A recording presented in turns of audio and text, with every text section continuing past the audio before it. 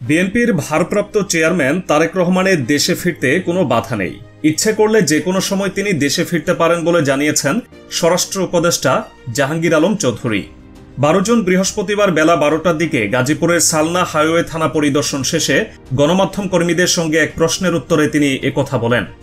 এর আগে দুর্নীতির মামলায় বিএনপির ভারপ্রাপ্ত চেয়ারম্যান তারেক রহমান ও তার স্ত্রী ডাক্তার জোবাইদা রহমানকে খালাস দিয়েছেন হাইকোর্ট। 28 মে বুধবার বিচারপতি মোহাম্মদ খসরুজ্জামানের একক হাইকোর্ট বেঞ্চ এই রায় ঘোষণা করেন। এর মধ্য দিয়ে সব মামলায় দণ্ড ও সাজামুক্ত হলেন তারেক রহমান। 26 মে গত সোমবার শুনানি শেষে আপিলের রায় দিতে 28 মে দিন ধার্য করেছিলেন উচ্চ আদালত। আদালতে দুর্নীতি দমন কমিশন দুদকের পক্ষে ছিলেন আইনজীবী আসিফ হাসান, আপিলের পক্ষে ছিলেন আইনজীবী SM শাহজাহান, কায়সার কামাল ও জাকির হোসেন ভুইয়া। রাষ্ট্রপক্ষে ছিলেন deputy attorney general Mohammad Abdul করিম।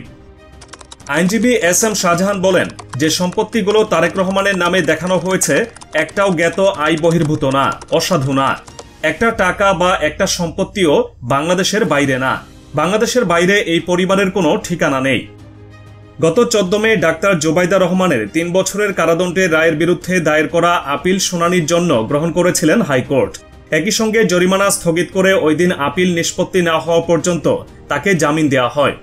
গত 13 মে আপিল দায়েরে 587 দিনের বিলম্ব মার্জনা করেন হাইকোর্ট। বিলম্ব মার্জনার পর ডাক্তার জোবাইদা রহমান সাজার রায়ের বিরুদ্ধে আপিল করেন। সম্পদের তথ্য গোপন ও জ্ঞাত আয় বহির্ভূত সম্পদ অর্জনের অভিযোগে 2007 সালের 26 সেপ্টেম্বর তারেক রহমান, জোবাইদা রহমান ও তার মা সৈয়দা ইকবাল মান্দবানুর বিরুদ্ধে রাজধানীর কাফরুল থানায় মামলা করে দুদক। এই মামলার বিচার শেষে 2023 সালে 2 আগস্ট জ্ঞাত আয় বহির্ভূত সম্পদ অর্জনের অভিযোগে তারেক রহমানকে 2 ধারায় মোট 9 বছর এবং তার স্ত্রী ডাক্তার জোবাইদা রহমানকে 3 বছরের কারাদণ্ড দেন ঢাকা মহানগর জ্যেষ্ঠ বিশেষ জজ আদালতের তৎকালীন বিচারক মোহাম্মদ আসাদুজ্জামান।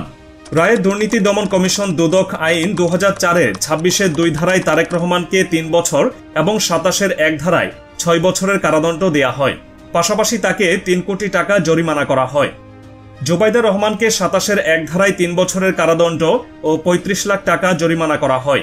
পরে এক আবেদনের পরিপ্রেক্ষিতে সরকারের নির্বাহী আদেশে তার সাজা 1 বছরের জন্য স্থগিত করা হয়।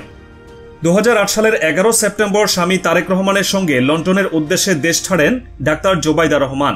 17 বছর পর চলতি বছরের 6 মে শাশুড়ি খালেদা জিয়ার সঙ্গে বাংলাদেশে ফিরে আসেন তিনি।